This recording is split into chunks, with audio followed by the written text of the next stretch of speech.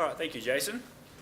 I'll start my brief presentation this afternoon with a refresher as to what a maximum residue limit is. I will then talk about an initiative that has been led by Food Standards Australia and New Zealand, FSANZ, with assistance by the APVMA, which is looking at considering low-level MRLs for pesticides to cover inadvertent residues.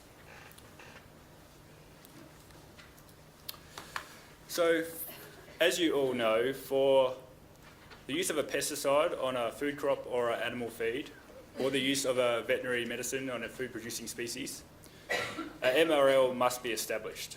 So the APVMA definition of an MRL is the maximum concentration of a residue resulting from a registered use of an agricultural or veterinary chemical which is legally permitted or recognised as acceptable to be present in or on food, agricultural commodity or agricultural or animal feed, So in Australia we have two MRL standards. The APVMA MRL standard contains MRLs established for Australian uses of pesticides and veterinary medicines. It also lists MRLs in Table 1 for food, but also lists MRLs for animal feeds, and it has a list of situations where MRLs are not required. Schedule 20 of the Australian New Zealand Food Standards Code. Now that one also lists MRLs established for food, for Australian use patterns, but it also contains human food MRLs established for import purposes by Food Standards Australia and New Zealand. Now this standard is jointly administered by FSANZ and the APVMA. So as compliance with Schedule 20 of the Food Standards Code is required for the sale of food, if a residue is detected through monitoring for a commodity and a pesticide combination that there is not an MRL established for, then that food is in violation. This has become an increased problem as analytical methods have been developed to detect very low levels of residues. So they are detecting trace levels of residues in food that may not be directly treated. So FSANZ now propose MRLs for all other foods except for animal food commodities. So this MRL applies to crops that are not otherwise listed. So as I mentioned before, it is a FSANZ process that the APVMA assists with, and we assist to provide a timely manner to which the MRL can be established into Schedule 20 through our routine MRL establishment process. So the MRL is to provide coverage for low levels of inadvertent contamination resulting from a legitimate use of a pesticide.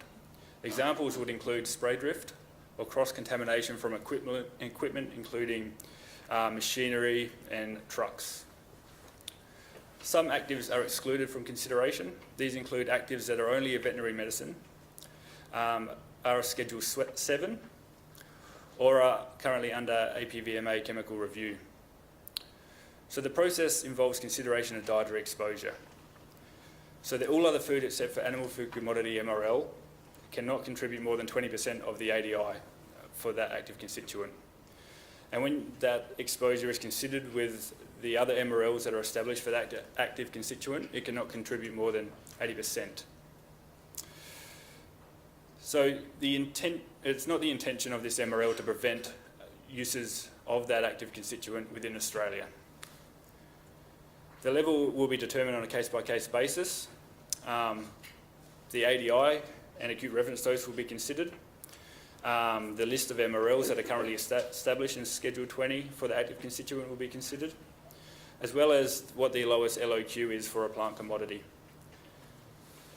There's more information about the process that has been developed by FSANZ through their P1027 proposal on the link that is on this slide. This is just an example of a active constituent that has had an MRL for all other foods except animal food commodities considered and they're established.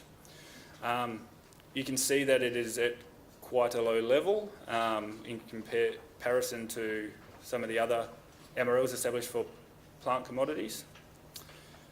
And that level was determined based on the methodology developed by FSANZ, which is summarised in that link that I was on the previous slide. And as I understand, up until this point in time, about 70 to 80, all other foods except animal food commodity MRLs have been considered by FSANZ and supported, and either established in Schedule 20 or in the process of being established.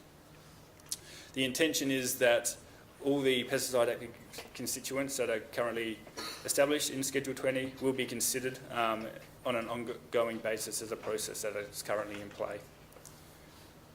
And that is my last slide. So I will open it up for questions.